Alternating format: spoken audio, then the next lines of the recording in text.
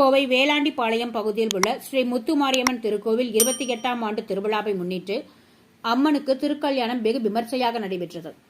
Kovai Velandipalayam Ananda housing colony பகுதியில் உள்ள அருள்மிகு ஸ்ரீ முத்துமாரியம்மன் திருக்கோவில் 28ஆம் ஆண்டு திருவிழா கடந்த வாரம் கணபதி ஹோமம், கம்பம் நடுதலுடன் துவங்கியது. தொடர்ந்து ஒவ்வொரு நாளும் காலை மாலை என கோவிலில் சிறப்பு அபிஷேகம் மற்றும் சுவாமி வீதி உலா நடந்தது.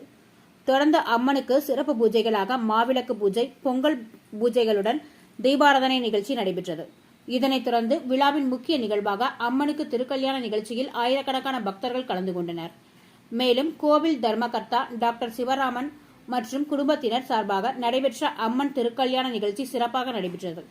மேலும் அம்மனுக்கு சிறப்பு அலங்காரத்துடன் மணக்கோலத்தில் திருக்கல்யாண நிகழ்ச்சி நடந்தது. இதில் ஆயிரக்கணக்கான பக்தர்கள் கலந்து கொண்டு சாமி தரிசனம் செய்தனர்.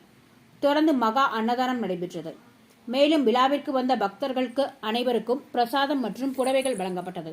இதில் கோவில் நிர்வாகிகள், தலைவர் ராமன், செயலாளர் SRP பாண்டிமுத்து, பொருளாளர் தர்மலிங்கம் மற்றும் நிர்வாகிகள் ராமகிருஷ்ணன், சுப்பையா, ராஜன், கருப்பையா, சேகர், செந்தில்குமார், ஆதித்தன் என்ற ராஜா, சரவணன், சுப்பையா, செந்தில்குமார் மற்றும் கோவில் செயற்குழு நிர்வாகிகள், தலைவர் காளிமுத்து, செயலாளர் கோவிந்தன், பொருளாளர் மணிகண்டன், சக்திவேல், மணி, பாலாஜி, கோபாலகிருஷ்ணன், தவசி, முருகேசன், தினேஷ்குமார், சதீஷ்குமார், விஜயகாந்த் மற்றும் செயற்குழு உறுப்பினர்கள் உட்பட பலர் கலந்து கொண்டனர்.